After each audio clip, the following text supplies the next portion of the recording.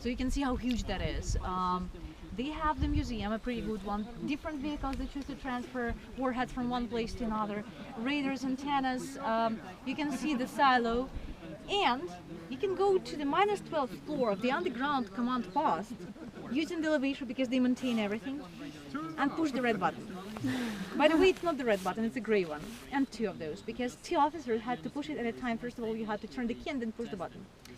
But it's very interesting because you take that elevator, you go through the bunker, the officer tells you all the stories, and then he puts you in the chair, puts a belt on you, and he explains to you how you would receive that signal to start the war.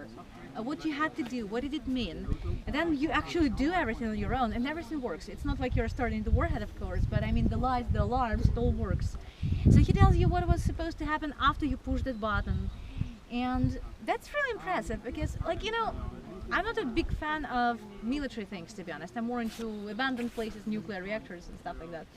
But that was really interesting because that's the only place where you can go, and they encourage you to touch all those things. Not like, don't touch it, don't bother, no. Stay away. It's like, come on, why don't you do this? Oh, try to do this.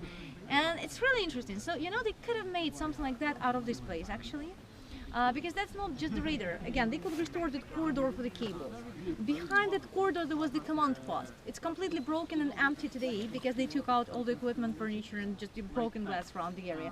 But they could restore it. They had some classrooms. Also, they could restore them. They could restore maybe some buildings at the civil part, just to show how the secret Soviet settlements used to look like. So, you know, instead of walking through some broken pieces around the area, we could just, you know, have a chance to take a look at those places. But they don't really care at the moment, unfortunately. And that's why we're, you know, trying to fight for these areas so badly. So, yeah.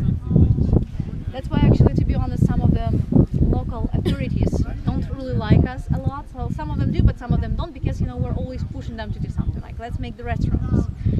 Let's put this into the list of the historical heritage, because local authorities, they don't really want to do that because it brings too much attention. And you have to cut the corruption, and you have to report how do you use all the money and so on. But we're going to get them. Okay, guys, do you have any questions about that place? How to get safe from mosquitoes. Ta-da! It helps, really. So guys, please feel free to use it.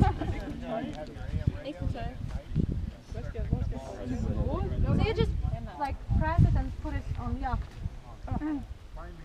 Yep. Also helps, yeah, with hands and with the neck.